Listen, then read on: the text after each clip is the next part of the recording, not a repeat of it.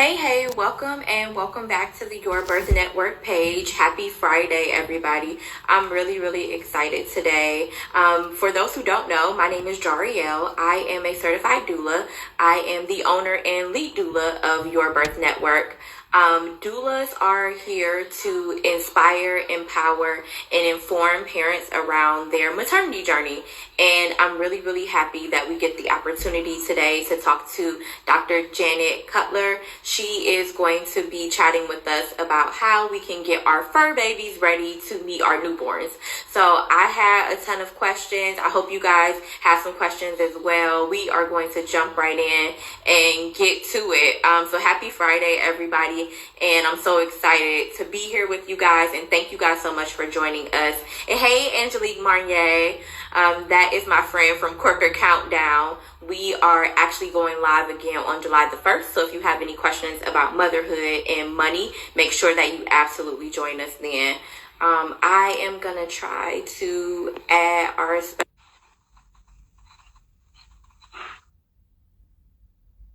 Hey, there you are. Okay, I did it. How are you? I'm great, thank you. How are you? Good. Thank you so much for being here. I really appreciate it. I just wanted to give you the opportunity to introduce yourself and talk about like all of your accolades and all the amazing things that you're doing to help parents get ready to introduce their babies to their fur babies. Great, thank you. First of all, I have a newborn with me, so if you're hearing baby noises, I apologize. Yeah, no worries. Didn't want to sleep through this. No worries. I completely understand. I have a 2.5-year-old who does not like sleep either, so yeah.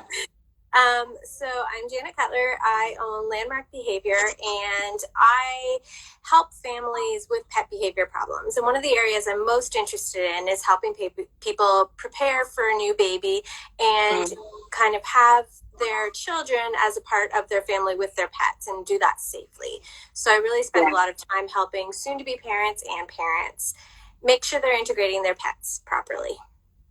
Yeah, and I have a list of questions for you because I didn't even know that this service existed before a few weeks ago. And so I'm really excited to dive into it and find out exactly what you do and how you do it and get some tips from you as the expert, because I know, like you said, you have a new baby, so you recently had to go through this process too. So I'm really excited to hear all about it. So I wanted to start with just asking a general question, like, can newborns be around the family pet, the cat or the dog? Yeah, so what we generally recommend is that they can be around as long as there's supervision. And there should be an adult around who is awake in order to have a pet near a newborn. You usually don't want to make it too much of a big deal. You want it to be a nice, calm environment, and you don't even have to have them interacting necessarily, but you can definitely have your pet in the same room so that they're still feeling like they're a part of the family. Okay, so yes, we can, but it should be supervised and there should be adult awake around for the entire time. Absolutely, yes. Okay, so then I wanted to know a question personally. I had an old coworker who was expecting, his fiance was pregnant, and he had a dog forever. And as soon as his fiance got pregnant, it seemed like the dog started to have like issues. Like it actually ended up going into seizures and things of that nature. So I wanted to know, could a pregnancy actually cause some sort of behavioral or health changes in a family pet? Yeah, absolutely. We see a lot of behavior changes in pets when women become pregnant. The medical ones are a little less common. I've heard reports of them, but there's no research on that that we know of. In terms of behaviorally, I think that a lot of pets can sense that someone is pregnant and they can act differently. Most of the time they become more clingy to the woman. And I've even found for myself, my dog, I started getting contractions and didn't really think much of it. I just thought it was Braxton Hicks. But my current dog, about 2 days before I ended up having my baby, started getting really clingy. She was following me around, just acting strangely, and I kind of wondered if something was going on just because of her behavior and didn't really realize what was happening to myself. Yeah. And you went into labor 24 to 48 hours after your dog started to get really clingy? Well, I ended up having a C-section, but yes. A cesarean birth still counts. Yeah, absolutely. Yeah. Yeah. Okay, so then that kind of brings me to the question, which is like, can you dispel this myth? Can you spend more time with your pet in preparation for the fact that you are going to be bringing home a newborn soon? Is it possible to do that? Or do you think that it's not really possible to kind of suffice that attention prior to bringing home a baby? I think you change the kind of attention that they're getting. So what I usually recommend with my clients is that they prepare their pet for what's going to come in the future. So if they think they're going to be giving their pet a little bit less attention, you want to gradually decrease the amount of attention so they're kind of used to that baseline level when the baby comes and there isn't a really big change involved.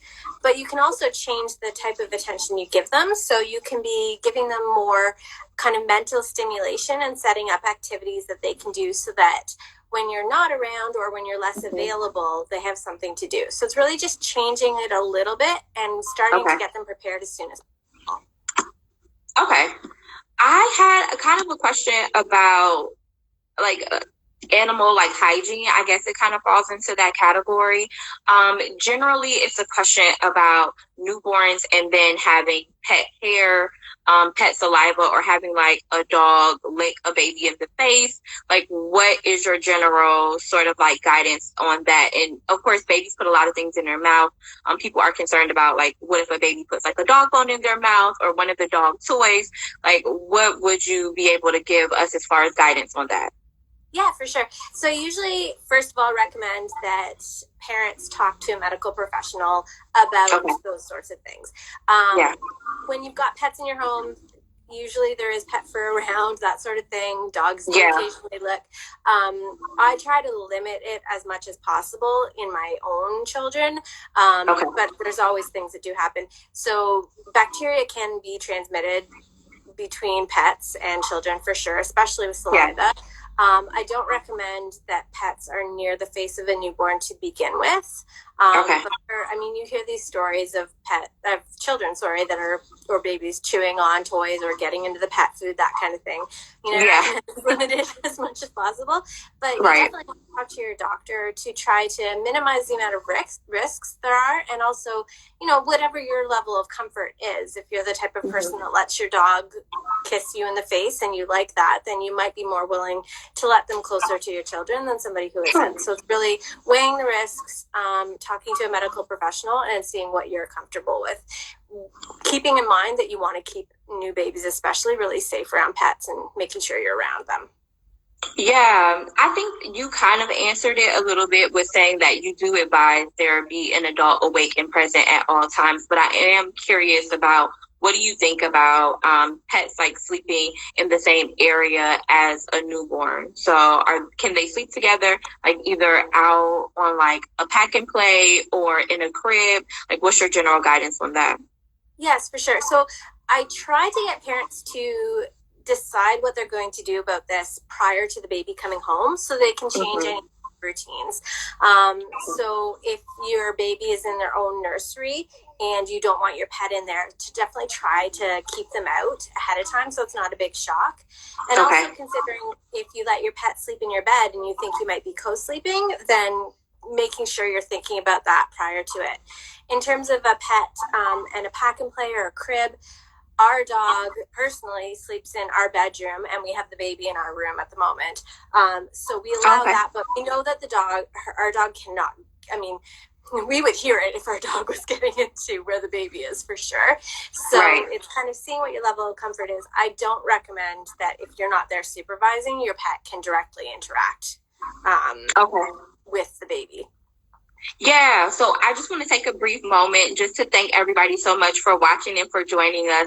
I am speaking to Dr. Janet Cutler. She is the founder of Landmark Behavior. She is a animal behavior specialist, and she is teaching us what we can do in order to safely introduce our fur baby to our newborn. So I want to thank you guys so much for joining us. I saw First Lady Lane is in the building, and also Angelique is here saying very useful information. Thank you for that feedback.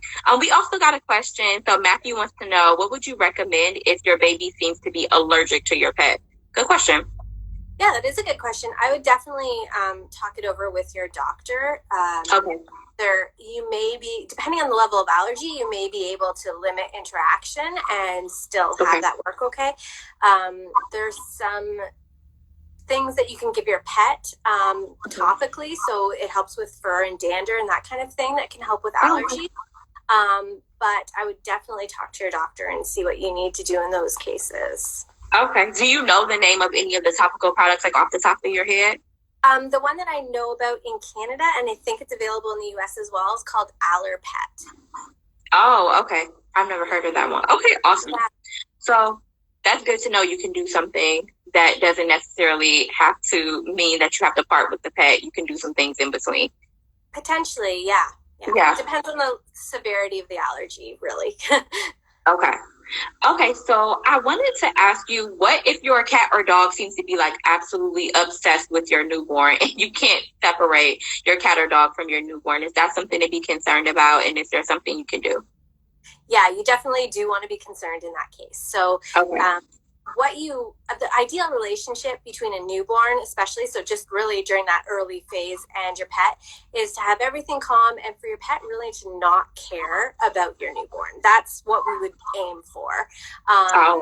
If your pet is really, really interested, again, they're really strict supervision, but you want to try to keep your pet away if you're not around. So if that means putting up baby gates for dogs so you have areas that are separated, or for a cat, if you can't supervise, say at night, and you can't keep the cat away, you might want to lock them in an area of the house if you've got doors you can use, or lock them out of a particular room. Not the ideal scenario, I know, for some families, but you really want to minimize any risks involved in the safety for your baby. So again, what you want is that really kind of calm, don't care too much about the new addition, especially during that newborn phase. Okay. Awesome. I wanted to see if you had any sort of advice, like if you do have a situation where your cat or dog barks at your baby or growls at your baby or kind of claws at your baby, like, is there something that you can do in that case? What would you say? Yeah, so if you're seeing that kind of behavior, and the barking, I mean, sometimes you can get excited barking, so that's a different case. But if it's any form of potential aggression, you want to get a professional in there right away to help you. It's easy for accidents to happen between babies and animals. I mean, most of the time it's not a concern and everything is fine, but there can be the occasional pet that doesn't interact very well with your baby, and you want to get someone in as soon as possible, as soon as you're seeing something concerning. The more times your pet, and it's the same with children, the more they practice a behavior, the harder it is to change it. So if you see this happen over and over again and you wait a period of time, it takes longer to fix the problem. So I mean, occasionally there's rehoming necessary, but a lot of the time there are things that you can do to work with your pet to make sure that everything is okay in the future. So if you're seeing that kind of behavior, you immediately want to separate them, make sure that they're staying separated, and you're only there if you're really supervising. And then I call in a professional who's used to working with behavior problems involving children and get them to help you. Okay. And I wanted to ask you, are there signs that your family pet and your newborn aren't a good fit?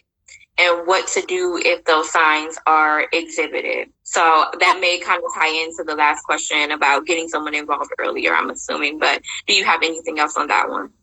Yeah, so the things you mentioned earlier were signs of aggression. So the barking, the growling, that kind of thing.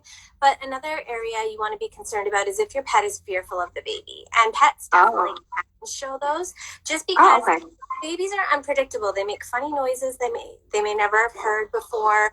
That's a good point. There's a lot of new smells. There's just, and also the behavior of the parents has changed a lot too, because you're spending a lot more time with the baby. Parents may be more stressed, that kind of thing that can really affect your pet's behavior. So looking for signs of fear or stress in your pet is really important.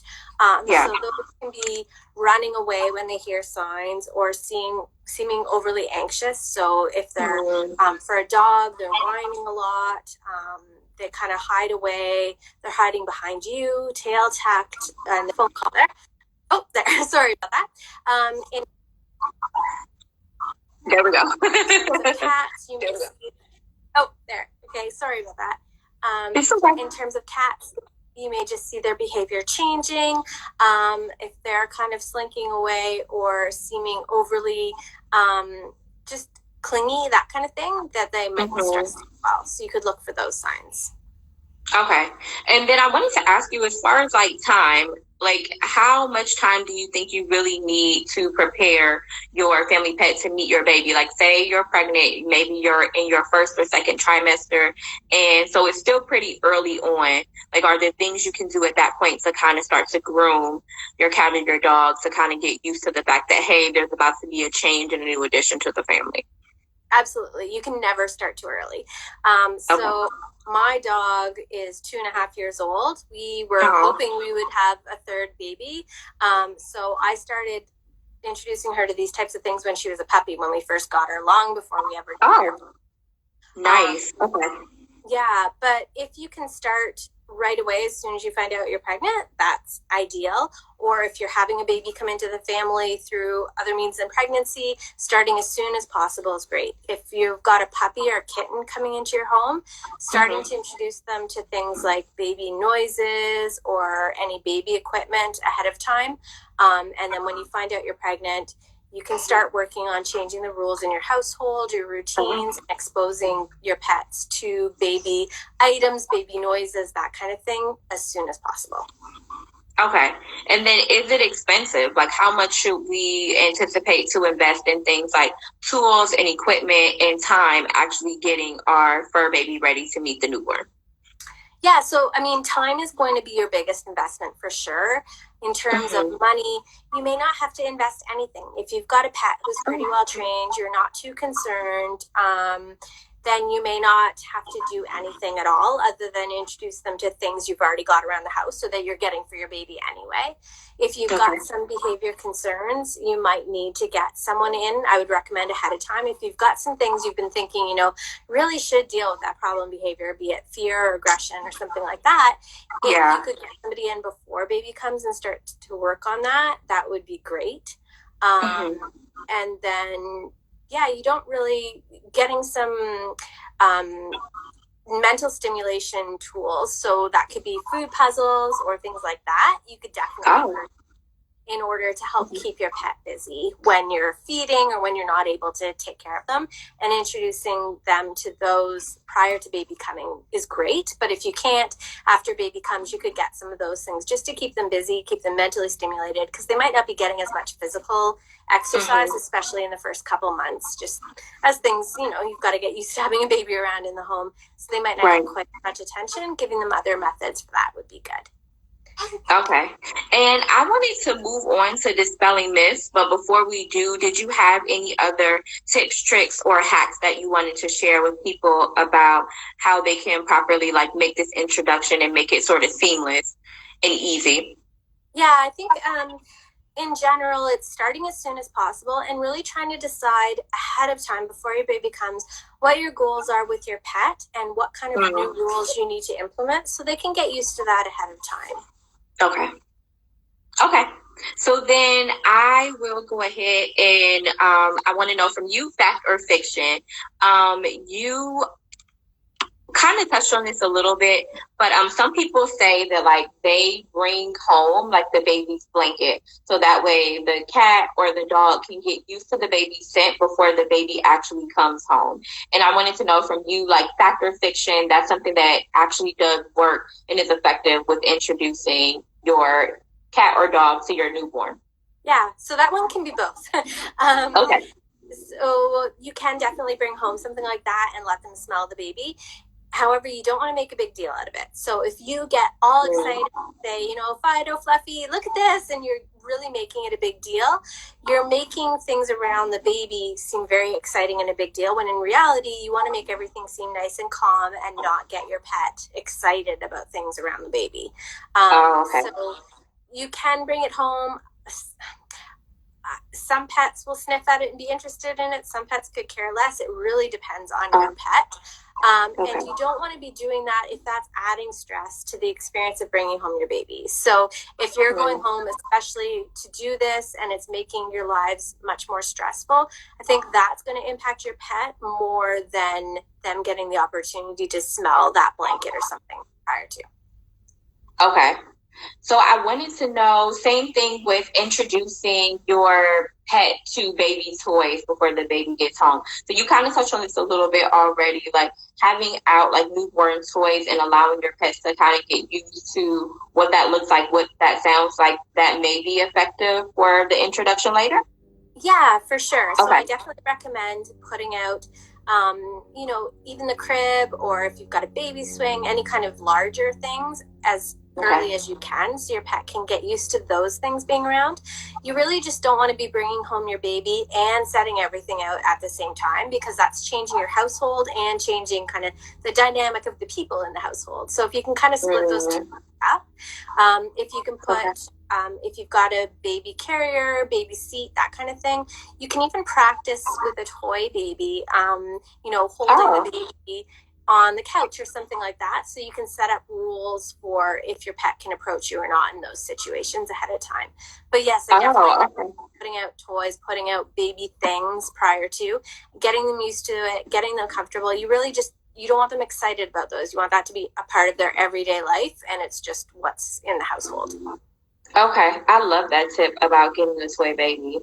And then, I was going to say I love that tip. I didn't even think about that, but that's awesome. Because I was going to ask you, like, how can you get a pet used to hearing newborn sounds before the baby actually gets there? And I guess the newborn baby toy would be the answer to that question. Yeah, and for sounds, I mean, there's so many videos. If you just search on YouTube, you can pull up a whole bunch of baby sounds. And what I recommend people do is they play those really low when your pet is eating or something like that. So they're getting kind of something positive happening, and they've got this really low level of those noises playing so that they can get used to it. You don't want them to be paying attention to it. So it's the same as the toys or the equipment that comes with babies. You really just want it to be a calm experience, and they get used to that being just part of the noise. Because baby noises can definitely freak out some pets. Yeah, no, for sure. And babies too, right? So yeah, they're both sensitive to like strange noises for sure. Yeah. Okay, so I wanted to ask you, fact or fiction, we should expect like a newborn and the family pets to get along famously and be like best friends. Like, is that a proper expectation to set for the relationship, or kind of where should we be? Yeah, not a proper expectation to have.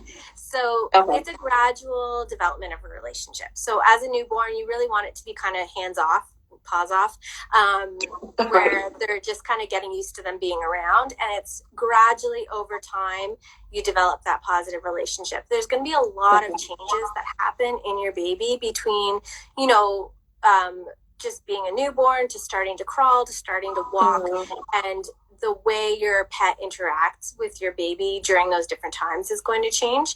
So you really just want to set them up for success with a newborn so that they're not scared, they're not acting aggressively, so that you can allow that relationship to nurture over time. Okay. And fact or fiction, if we have a pet and the pet has never been vicious and doesn't fall into the category of being vicious, then we don't have to worry about the pet around the newborn. Unfortunately, that's fiction. So you really still want to introduce very carefully and make sure that you're supervising. Even if your pet has been used to meeting a baby at someone else's home, having a baby that's really a part of the family in their own home is a very different experience. And so, for example, for my dog, she's used to having, at the moment I've got a 4 and a 6-year-old, but she was around when our middle one now was 2. So she experienced that, but didn't experience the baby phase. So although she's really good around my other 2 kids, I still was and am very careful with her around the newborn, because they're just completely different. They act differently. So, I mean, the likelihood is pretty slim, but you still want to be careful and make sure you're managing that properly. Okay. And last one, fact or fiction. My pet has a behavior problem, and so I should probably work on this before the baby comes home. Fact. So if you can, anything you can do before your baby comes home to work on behavior problems will really help you out in the long run, because some of the behavior problems may get worse when the baby comes home, and you may not have the time as much to work on them. So really investing the time in that prior to baby coming home is always the best. Sometimes you can't, and that's fine. Just makes it a little bit easier. Okay. Well, I wanted to give you the floor. Like, did you have anything that you wanted to share with anyone? Frequently asked questions or things that you wish everyone knew? Yeah. I mean, I think we covered a lot of it. I feel like people often have the expectation of seeing their, puppy lying beside their baby or their cat lying beside their baby. And I really recommend against doing that. I see a lot of these pictures that people think are cute on social media, and the pets are actually showing signs that they're either fearful or distressed. So there's a lot of body language that you may not be recognizing. So if you can ahead of time learn a bit more about your pet's body language, when they're comfortable, that sort of thing, ahead of time, that's really helpful too. What are some of the signs that a pet might show if they are distressed? So tension in the face. So usually you want to see a nice relaxed face, having ears back. In dogs, even licking their lips can be a sign of stress. If there isn't food around or something like that. And really looking away from the baby can sometimes be a sign that they're concerned about them as well. Okay. So those are just different things that you can start to look at. The problem is a lot of times they're really subtle signs. So those are the things you want to be looking for. Okay. And then what would people like Google or search for if they were looking for someone to help them with this in their area, right? So I know for sure people might not necessarily think to Google like pet behavior, but if they looked up like a pet trainer or something like that, does that all kind of fall under the same umbrella? Well, some trainers are going to be able to help you with that and some aren't. It really just depends. So if you've got somebody locally that you want to come into your home, I would really write to them and see if they have experience in that area. And then there's online services as well. So, for example, I do online consults that help with that sort of thing. So they may be.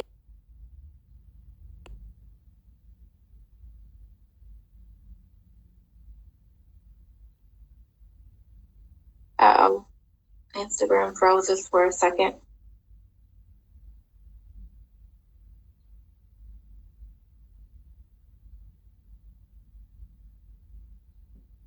I'm going to give it a minute, see if it reconnects us.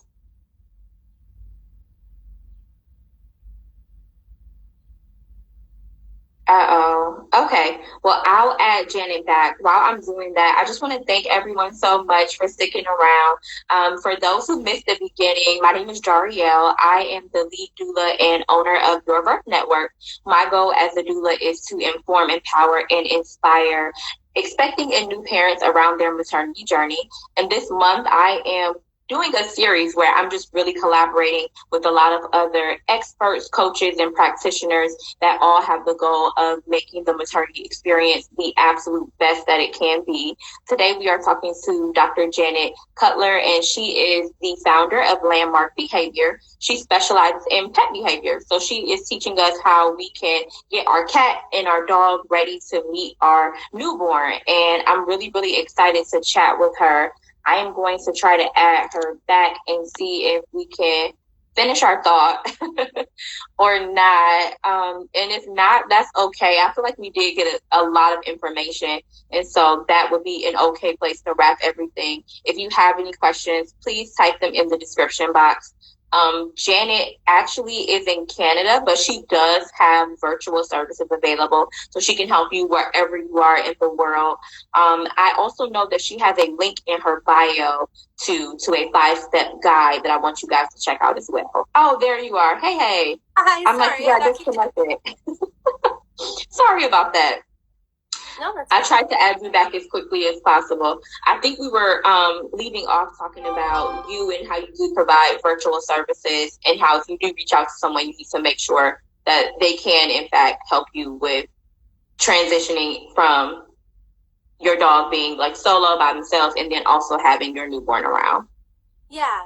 So just kind of really talking to people or looking at their website and seeing if they have experience in that area. dog trainer or pet trainer may or may not be able to. Usually someone who does behavior consulting probably can, but if they don't have expertise or experience in that area, they may refer you to someone else. Okay. And I was just telling everyone, you're in Canada, but you do have virtual services and you can help anyone all over the world, right? Yeah. Okay. So tell us a little bit more about what it looks like to work with you and what that process would be. A couple of people are saying that they hadn't thought about the relationship between pets and newborns, and that is really great, helpful information. Thank you guys so much for joining and for participating and commenting. I really appreciate that. If you have any questions, feel free to ask. Yes, for sure. Please ask. So in terms of consultations, what I usually try to do is help people prior to the baby coming along.